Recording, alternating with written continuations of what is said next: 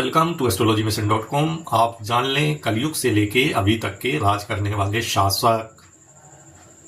तो कलयुग माने श्री कृष्ण की परलोक गमन के तुरंत बाद कलयुग का पदार्पण हो गया और वो तारीख है 3102 बीसी।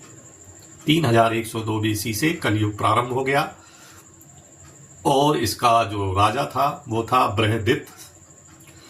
इनका वंश चला। तो पहला राजा था बृहदित और पहले राज करने वाला वंश था डायनेस्टी, वो थी बृहद्रथ। ये चला 3102 बीसी से 2139 बीसी तक। इसमें जो है बृहदित वंश में 21 राजाओं ने 1000 वर्ष शासन किया। इसके बाद आया जो है प्रद्युत वंश। ये वंश में 5 राजाओं ने 138 वर्ष राज किया। इनका शासनकाल था 2139 बीसी से 2001 बीसी तक। प्रद्युत वंश के 5 राजाओं ने 138 वर्ष शासन किया। इसके बाद आया 2001 बीसी से 1641 बीसी तक शिशुनाग वंश। इसके 10 राजाओं ने 360 वर्ष राज किया। इसके बाद आता है 1641 बीसी से 1541 बीसी नंद वंश। नंद वंश ने 100 वर्ष शासन किया।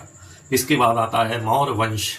1541 बीसी से 1241 बीसी तक 12 राजाओं ने लगभग 300 वर्ष शासन किया। इसके बाद आता है शुंग व कान्य वंश।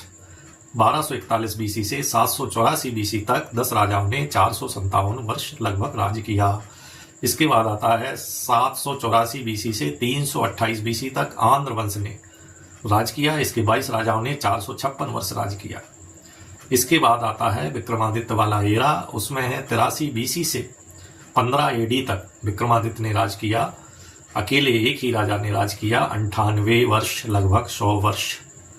15 एडी से 85 एडी तक शालिवाहन ने 17 वर्ष राज किया। इसके बाद 85 एडी से 1192 एडी तक राजपूत वंश बड़े शान से जो है 1107 वर्ष 1107 वर्ष राजपूत वंश ने राज किया।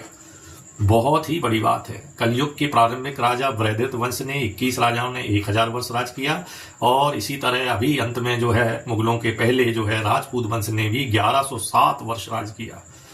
1192 एडी से 1757 एडी तक मुगल वंश ने राज किया।